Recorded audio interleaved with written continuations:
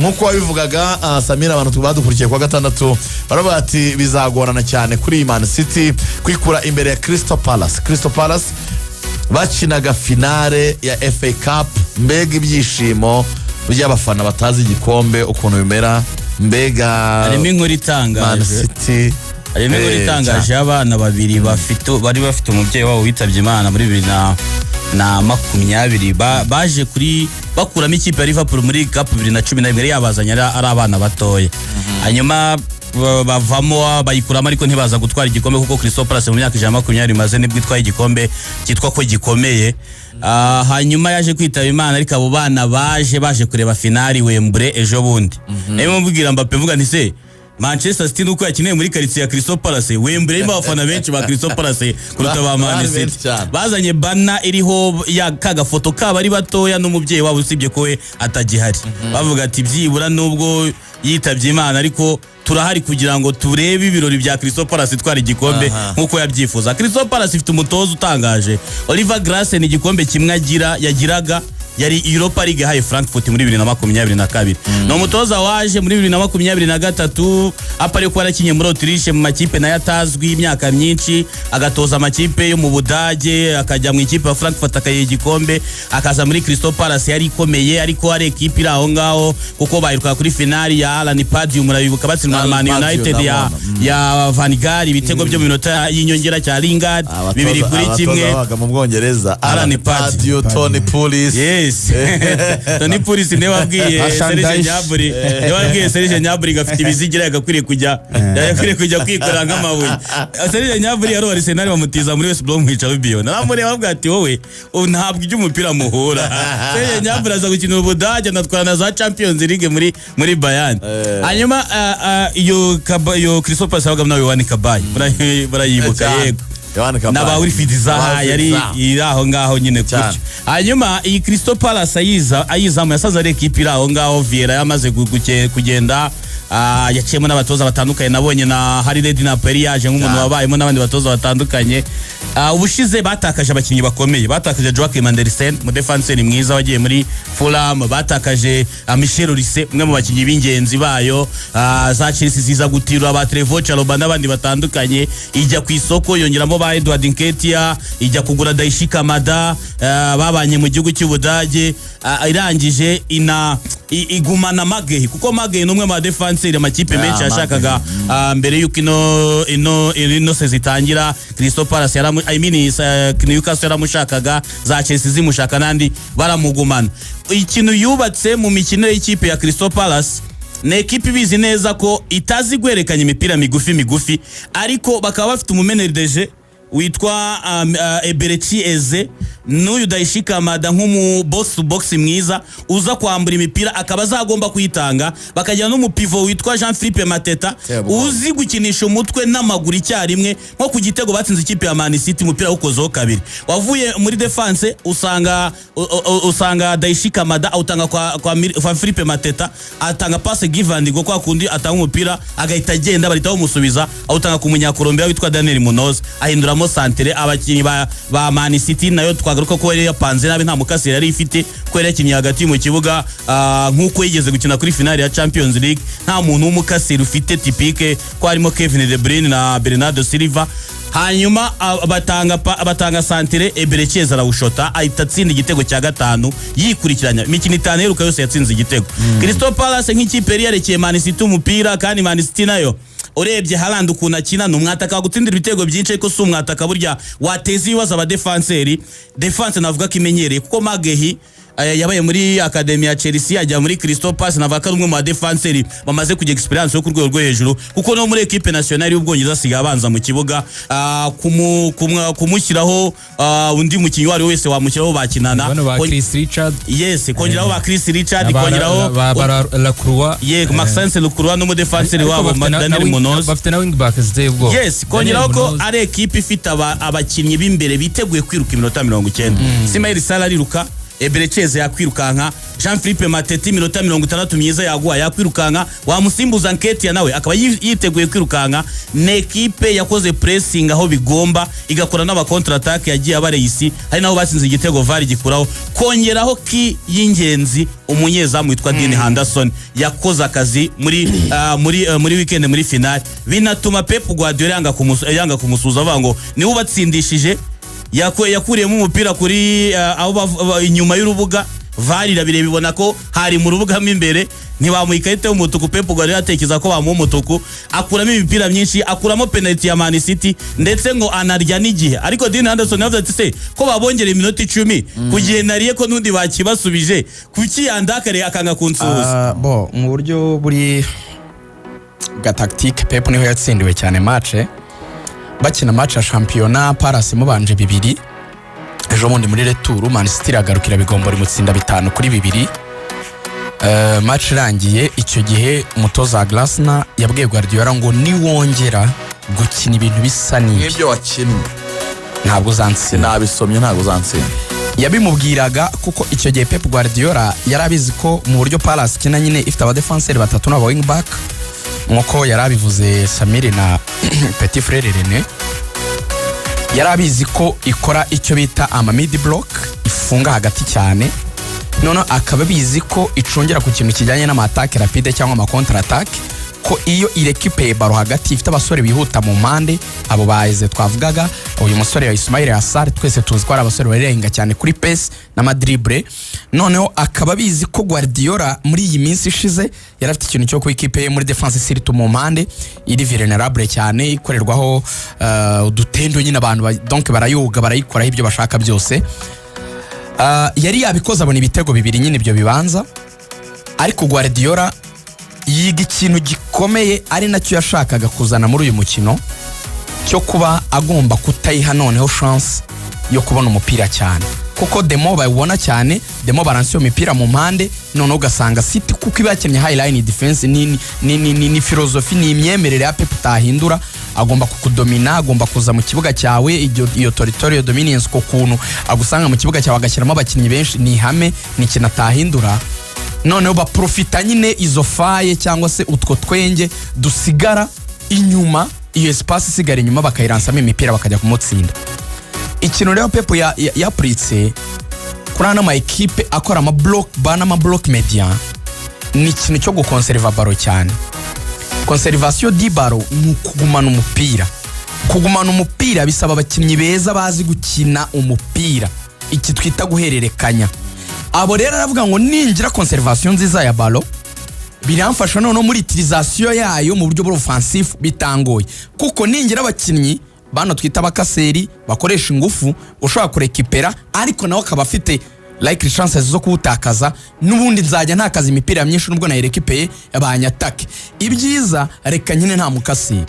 Wibaza ko Pep yafashe Bernardo Silva na Kevin De Bruyne bakina 6 n'8, kandi ba Nico Gonzalez bari kuri bench, Bagundogani bari kuri bench. Bivuga ngo icyo yashakaga nicyo cyitwa conservation, gukonserva kugumana umupira, kubungabunga tutakaze. Nango KDB wasangaga ari uri kuri linye iri igabanyamo ikibuga kabiri, hariya neza ubundi Rodri kiriraga umupira uvuye muri defense, no KDB yakiniraga akabanza akawerekanya na Bernardo, ari nawe igitego Samiri yasobanuye cyavuye mu gutakaza umupira, byarorohaga guhita transition zoro equipe ya Crystal Palace, kuko basangaga mediane irangaye n'aba recuperateri barimo bakazamukana imipira myinshi, si beza mu kuambura. So Pep rero muri ino myaka afite ikibazo gikomeye, ariko ntabwo ari n'ikibazo navuga gusa wenda kituruka kuri we gusa, n'abandi bantu bose b'abahanga barakigira. Nango hejuru ko yarabuza abakinnyi b'ingenzi bien sûr nka Rodri, ni umukino utapfa kuvuga ngo ni uwo gusimbuza byoroshye cyane, ko nawe yanamwise izina dukunda kuvuga hano, yaravuze ngo ameze nk'umunara umurika iyo ahantu hari umwijima muri Man City. Twakunze gutanga urugero kuri ari amafilime mujya mubona y'abazungu, hari nko kuntu baka nk'akazu mu ishyamba bakagashyiraho umunara waka, ako kazu gasanga karimo telefone, karimo nk'ibi bintu byo kwa muganga by'ibanze bya by'ibanze first aid mu gihe wakomereka, mu gihe wenda indege mwamurimo yabiguye se wahaza, ubagashyiramo n'amafirigo n'amabyeri n'ibirikeri. Bazungu batekereza ibintu byose, nta kintu bazungu scenario yose barayitekereza. Bati umuntu aguye aha yabigenza yahamagara nde, bahita batekereza no ku cyakasi cyangwa no kwivura na bya birikeri umena mu gisebo ugahita wizirika. So muri rusange rero mu kumutakaza yashatse ibisubizo ku bandi, ariko mu kubishaka Pep we abishaka muri bwa buryo yizaramo umupira. We yizera ko gutsinda umupira ari ukubanza kuwugumana, ari ukubanza kuba ufite. So ntago rero abuze qualité, nicyo navuga, ariko abuze n'ikindi kintu Pep atajya ashaka kwemera. Pep ntago ari umuntu wakira guhindura ibintu yemera. Noneho Pep yanavuze n'ijambo rikomeye. Ibyo yabivuze 2016 cyagiye abo wa gatatu Leicester twara champion, Arsenal yabaye ya kabiri. Baramubwiye ngo Pep, ko abantu ari kuvuga ko ibi bintu wakinnye mu Budage no muri Espagne muri Barca bitakunda hano. Araba ngo niba ibintu byatwe Champions League ebyiri na champion zo muri Barcelona no muri Bayern abidakora, nzabitsindanwa ariko nzatsindanwa ibyo nemera, ntabwo nabihindura. Abongereza babyise stubbornness cyangwa se gufunga umutwe. Ariko maze kubibabwira yabaruyemo champion eshanu. Nyina baravuga ngo hari igihe bitanga umusaruro guhagara ku cyemezo cyawe. Harya twatwaye eshanu. Atwaye eshanu. Harimo enye zikurikiranye. Harimo zikurikiranye. Muri eshatu sha. Eshatu harimo eshanu twese zikurikiranye. N'abantu mwe eshatu. Ndetse yaje 2017. Bayaze 2016. None usibye Liverpool itwaye kabiri na Chelsea yaciye mari ndi kipe yatwaye igikombe Pep Guardiola. Overall atwaye eshatu. Rega kubwari se ntiyari. Harimo eshanu zikurikiranye. Oya nenye ntago yari atwara eshanu nenye. Atwara enye zikurikiranye zo ndazizi. Rega dusubire inyuma. Ariko se ko duhindutse nk'abantu bakoze muri 2000 nta internet haba. Liverpool atsinze atwaye eshanu na Chelsea gusa ari eshanu. Ndetse n'amaze imyaka 8 hari. Atwaye eshanu harimo enye zikurikiranye. Imyaka ingahe 17. Ubwo amaze imyaka Pep yatwaye esheshatu. Yaje 2016 afite esheshatu. Afite esheshatu harimo izo yatwaye enye zikurikiranye. Ikomereza. Hanyuma umuntu washimishije cyane ni Joel Ward, baje kugaragaza akantu ku murongo muri Bibiliya. Yari yambaye umurongo wa Bibiliya wo mu Efeso ibice 3 umurongo wa 20. Dusomere. Now all glory to God who is able through his mighty power at work with us. Abefeso ni ibintu ibyo ni ibintu akenshi usanga byanditswe na Paulo, niwe wakoze kwandika ibyo bintu. Through his mighty power at work within us to accomplish infinitely more than we might ask. Igice cya kangahe? Igice cya gatatu umurongo wa 20. Igice cya gatatu umurongo wa 20 ngo nuko ibasha gukora ibiruta cyane ibyo dusaba ndetse n'ibyo twibwira byose nk'uko imbaraga zayo zidukoreramo. Oya Joel Wade bari batangaje ko agomba no gusezera. Umurongo wa 21 Kazungu Krevana mushoje inshuti yanjye ati icyubahiro kibe icyayo mu itorero no muri Kristo Yesu kugeza iteka ryose iby'ibihe bidashira. Amen. Bari batangaje ko bagomba kumusezera yose ya nyuma. Joel Wade seze yanyu yazamukanye nabo mu cyiciro cya mbere, yaramaze imyaka 13. Bari bamutangarije ko agomba kuzasezera muri ino equipe gutwara igikombe muri Crystal Palace. Ni inzozi nabo umuntu ari inzozi bamaze bise bagerageza muri 19 barahageze 2025 barahagera kuri inshuro bakibonye, ariko umuntu bita Dean Henderson ashaka kutagwa muri Palace kuko yagaragaje performance idasanzwe. Save esheshatu. Pep yanavuze n'ijambo 6 byabazwe. Yanavuze n'ijambo nanakunze rikomeye. Nyuma yavuze nubwo yari yamurakare, yavuze ngo sinabishyira kuri Dean Henderson, nabyishyiraho n'ikipe yanjye kuko ntushobora gusobanura ukuntu tutatsinze igitego. Iyo udashobora gutsinda igitego ntiwatsinda match umupira. Yewe yateye penalty. Mu yandi magambo no kuvuga ngo none se nubwo yaba wastinze time abakinnyi nashyizemo uba abakinnyi abahanga mfite nabo kuva kuri Palace badatsinze igitego. Nibyo nabwiraga Mbappe. Pep bamushyize muri conditions zitatuma nasimbuka. Reka wejo shampiyona yakomezaga mu gihugu cy'Ubutaliyani ku munsi wa 37. Abantu twese twashaka kumenya Inter de Milan iraza kwikura imbere ya Lazio de Roma. Ese Parma ishobora guhagarika Napoli? Bagiye gushyira n'ubundi Napoli irusha Inter nota rimwe, ariko ni nako byaje kurangira. Gusa ni imikino yabayemo ibintu bidasanzwe. Aba managers babonye amakarita y'imituku, VAR zagiye zirebwaho inshuro nyinshi. Igitego cyo mu minota ya nyuma cyara Lazio, penalty ya Napoli yanzwe n'ibindi byinshi cyane byaranze iyi mikino ya Serie A hariya mu gihugu cy'Ubutaliyani. Ariko Inter na Napoli barinze bajya ku mukino wa nyuma, ntawe uramenya uzatwara igikombe cyo mu Butaliyani. byari biryoshye ariko binakomeye cyane. Biba binakomeye, ni shampiyona y'Ubutaliyani ubona ko muri no minsi Inter irayoboye nibyo, ariko ntihabura ikipe iza ngo yitambikemo. Napoli yakoze amakosa mu kino uheruka yaranganyije.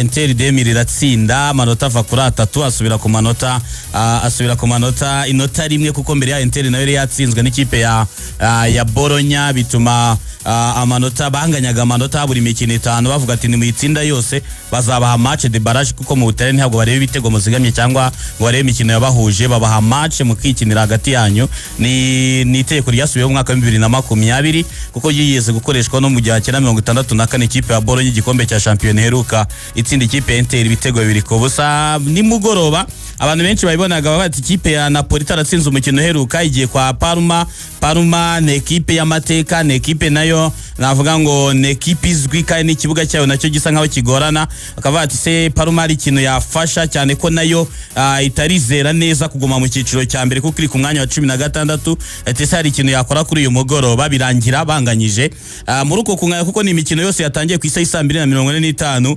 Ekipe ya Inter yari yoboye umukino yahuragamo n'ikipe ya Lazio da Roma. Lazio da Roma na ekipe y'amateka, wenda idaheruka no gukomera bitewe nuko na ekipe ubona ko iheruka igikombe cya shampiyona kera, ariko na ekipe ubona n'abakinnyi harimo ba Matteo Guendouzi n'abandi batandukanye. Na ekipe yageze muri kimwe cya kane kirangiza cya Europa League. Na ekipe navuga ko igira ukuntu yihagarara kuri aya makipe akomeye, kuko yanatsinze ikipe ya Napoli muri no sezo. Na ekipe navuga ko isanzwe ikubagana no makipe manini. Ku munota 79 Denzo Dumfries yatsinze igitego cya kabiri cy'ikipe ya Inter, abantu bagatekereza ko igiye gutsinda umukino ica ku ikipe ya Napoli. Ariko ku munota wa 90 baje kubona penalty. Pedro Rodriguez waciye muri za Barcelona na za Chelsea atsinda igitego. Abafana ba Inter, umutoza, bose batangira kuba ati penalty ni ariyo iki byinshi bitandukanye, haza kuboneka mu makarita y'imituku, bisa nkaho birangiye nkuko byatangiye, ba match nil bose baranganya. Ubwo no kwinjira ku mukino wa nyuma bareba ninde uzitwara neza, kuko ku mukino wa nyuma Inter izajya kwa Como ya Cesc Fabregas amaze imikino 6 atsinda. Ni ekipe yamaze gusekiriza kuguma mu cyiciro cya mbere. Ni umutoza amakipe nka Leverkusen ari kwifuza kuba yanasinyisha, ko ni umutoza uzwi ko yarakiniye umupira w'amaguru, ndetse kabafasha ikipe nka Como izamutse mu cyiciro cya mbere nyuma y'imyaka myinshi, akaba abashiye kwigumisha mu cyiciro cya mbere yatsinze amakipe atandukanye. Azakira ikipe ya Inter umukino wa nyuma, mu gihe ikipe ya Napoli izaba iri mu rugo yakira ikipe ya Cagliari. Imikino izasozwa ku cyumweru tariki 25. Urakoze cyane nawe nguciye mu ijambo. Nari ngiye kubaza Rigani iyi ange nyine, donc uburyo ubona aya makipe ya Inter ndetse na Napoli zikomeje gushekinga, bageze ku mukino wa nyuma. Urabona Napoli n'umundi gikombe kitari mu biganza byayo, amahirwe cyane ko mu ijoro ryakeye iyo bitaza kuba nyine umugisha yagize, Inter yashoboraga kuba yatsinda umukino. Inter Samiri yarabivuze neza, baridinze match muri half time 1-0. Ku minota 72 barabishyura, ku minota 80 itsinda icya kabiri 2-1. Ku minota 88 umutoza Inzagi ahabwa ikarita itukura, yirukanwa ku kibuga. Ku minota 90 arazibona penalty iragombora 2-2. Ku minota 99 Inter itsinda igitego kirango. Bivuga ngo Conte icyo gihe cyose ubwo nawe yari afite ibyo gucamo n'ikipe ye, navuga ngo byashyiraga ku match likely bashoboraga kuyitsinda. Nubwo nabo ku ruhande rwabo rwa Napoli nabo bari kwitwara neza, half time yarangiye ari 1-1, ariko bigeze ku minota 90 Conte yahawe ikarita y'umutuku. Ku minota 96 Napoli habwa penalty. Ku munota w'ijana Napoli penalty yayo VAR iyikura, iravuga iti habayemo kwibeshya. Yara suspense komeye rero cyane, ariko navuga yuko umuntu wabigoyemo cyane ni Inzagi, kuko ikipe yabashije gutsinda byibura ibitego bibiri, tuzi Inter nk'ikipe izi kudefanda, izi gukora amabloke. Ubwo rero byayinaniye kugera ubwo bayigombora ibitego bibiri mu rugo, itsinda bayigombora, ntabwo amerita igikombe. Amahirwe menshi n'umuntu urebye yaba Napoli kuko Cagliari bazakina bari mu rugo. So gukinira mu rugo en plus none ugakina okay, ubizi neza ko usabwa gutsinda gusa hatarimo ikibazo cyo kuvuga ngo haraba match de barrage nitunganya ni dutsinda n'abarivare bacu bagatsinda, kuko nicyo cyari kigoranye muri match 5 zishize. Ibyo nibyo byari kubagora, ariko wenda kandi kantu kasa nagashyiramo akantu wenda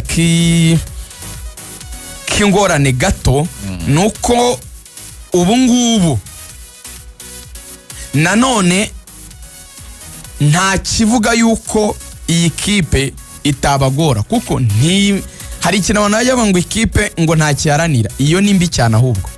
Na gutya ifite 36 iri ku mwanya wa 14. Wabivuga kandi Parma yaraye bigaragaje. Wenda Parma yo yari gifite amakana ko bavuga ngo nkeneye inota kugira ngo nizere kutamanuka, yari gifite ibintu iri kurwanira.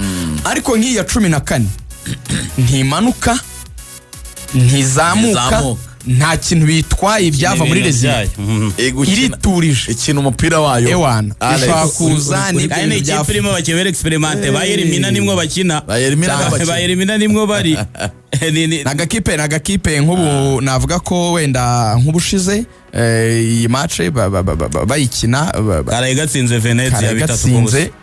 Wanagerageza no kureba nuko nyine kanikwe muri zone ya relegation birakwereka ko atari agakipe nyine wapfa guhukira. Hanyuma AC Milan yo ntizakina amarushanwa ku mugabane burayi mwaka utaha uko yatsinzwe na AS Roma ibitego 3-1, bisobanuye ko itagera mu makipe azahagarara Ubutaliyani mu marushanwa yo ku mugabane burayi. AS Roma nabonye haye icyubahiro gikomeye cyane Claudio Ranieri, abafana bahaguka bamusingiza kubera ko nawe yasanze ikipe ya Roma yasenyuka, none yahita ikibuza cyane imikino ya nyuma. Yasanze Roma iri mu makipe iri maze guhindura abatoza batatu kameme muri no mwaka. Yari yarasezeye gutoza mu nyuma ko yaramanze gusubiza Cagliari mu cyiciro cya mbere, kuko yenda kumanuka umwaka ushize yifasha kuma mu cyiciro cya mbere. Ranieri usibye match ya Atalanta batsinzwe iheruka, bari bamaze imikino 19 badatsindwa. Ubu bize ngo imikino 20 heruka batsinze imikino 19 batsindwa mu mukino umwe. Nicyo bisobanuye kuri match ya AS Roma. Donc bakozemo unbeaten imikino. Unbeaten imikino 19, banganyije imikino 5. Banganyije imikino 5 batsinda imikino 19. I mean 14. Banga batsindwa umwe mu mikino 20. Ubwo ni imikino 19. Yes. Brezers bavuga ko ari 18 probably, ariko ubwo ni hafa. Bivuze nyine mu mikino 20 batsinze 19, batsinze 19 ntibatsinzwe, batsinze 14. Batsinze n'ijoro ryakeye. Bivuze ngo bafite amahirwe ko bashobora kwinjira ku ikipe ya 4 baramutse batsinze umukino wo muri weekend Juventus ntiwutsinde, bakaba bajya muri Champions League. Ariko hari igihe amakipe agira saison mbi, agira saison nziza ahubwo bikaba bibi champion iri kurangira ibyago byabo, urumva. Nanjye kuvuga nk'ubu ngubu kandi hari igihe biba bikaba coincidence, urumva. Nk'ubu ikipe Inter de Milan ashobora gutakaza ibikombe bibiri mu gihe kiteze no kubyumwa bibiri, iyi champion ikayibura na bifa Champions League ikayibura, cyatangiye guteza ubwoba defense yabo. Nira defense gutwara igikombe bizayigoroza impamvu na Inter nayo ubwayo yari prononce ivuga ko izagura abakinnyi 4 bo ku rwego rwa mbere muri sezita, kuko match ya Barcelona yerekanye ko defense yabo itakiri ku rwego rwawo, kuko kuri Inter dusanzwe tuzi yagukizemo ibitego bibiri, kuri Barcelona yashyizemo ibitego bibiri barabiyishyura muri match ibanza. Match yo kwishyurana bwishyiramo ibitego bibiri ku kibuga cyayo barabiyishyura, nimugoroba yageza yiyobora umukino n'ibitego bibiri stile ibikeneye kugira ngo itware igikombe, none birajya biragaruka. Yatsinzwe na za Bologna na Fiorentina igeze kwatsinda 3-0. Ni ekipe yinjizwe ibitego byinshi muri no mwaka. Ariko urebye na Napoli ari ikibazo gikomeye ifite, kuko hari elema ebyiri iri kubura muri defense. Uri kubona ko Bongero naho hari muri mediane bari kubura Stanislav Robotka. Hari ukuntu byahinduye cyane imikinire ya Napoli, kuko mu minsi ishize bakinaga 4-3-3. Uri kubona ko muri iyi minsi bari gukina 4-2. Uri kubona Scott McTominay hari ukuntu gutsinda ibitego ubona byagabanutse, kubera ko ari kuza hagati gufasha Zambo Anguissa. Abaturage ba Napoli nabo bafite ubwoba cyane ko iki gikombe nabo bashobora kugira. Biragoye, ni umunsi wa nyuma uzabagoye, ariko mu ijambo rimwe tutabitinzeho, Napoli ni lack of quality muri rusange. Conte yatwaye ikipe nyine ayitwaza umutima cyane, ayitwaza mentalite cyane, ayitwaza kurwana, ariko ugiye ureba margin yuko yatsindaga n'ubundi byabaga ari ibintu byoroheje bya 2-1. Ariko mfite ikizere ku munsi wa nyuma mu rugo Kamemu hafite Lukaku, afite Raspadori, afite ba Anguissa, afite ba Birgirimo ashobora gutsinda agatwara igikombe. Sinzi ko Conte mu bukonte bwe ari umuntu wakwiperimeta kuri Cagliari ari gutakaza igikombe asabwa home win likely ko bigoye, ariko biranashoboka by the way. Biranashoboka kuko twagiye tuyibona za Dortmund yaragitakaje, ariko umunsi wa nyuma twagiye tubona amakipe rwose, ekipe ya Ajax mu Buholandi igitakaje mu mikino 3 gutya. Ajax yigeze kujya imbere amanota agera hafi ku 9 yatsinze PSV Eindhoven yishyiramo 9 isabwa gutsinda imikino 2 muri 5. Agakipe kitwa National kasitaje Benfica none yarasi igikombe cya champion. Ngo na nyine football ni hariya nyine bera football. Ariko Inter igiye kwa Fabregas imikino 7 yeruka atsinze 6 anganya umwe. Ahubwo ni ukomerewe cyane Inter kuko noneho wari nawe ikintu gihe hari umupira ujye udusegera somo rimwe, umupira nta utanebura n'ubuzima. Hari igihe ubyuka ukagura imodoka ari izakwica. Ngo nyine hari igihe ikintu cyiza abantu bose baba babona kirangira ari cyo kikubyariye ibyago byawe. Ngo Inter twese twabonaga ko ari ekipe ikomeye, ariko nkuko Ebere yabivugaga cyangwa Arsenal twavugaga dute Arsenal noneho iregereye uyu mwaka izaza ikomeye. Byagiye twari twitegereje twese, ahubwo byo impera za saison ibintu byose birangiye nyine. Arsenal birakubwira ngo tumaze imyaka 3 tuba ba kabiri, ngo byaranabaye muri 99 kugera 2001 ngo ngutaha buriya ngo ni gusaba ari uwacu.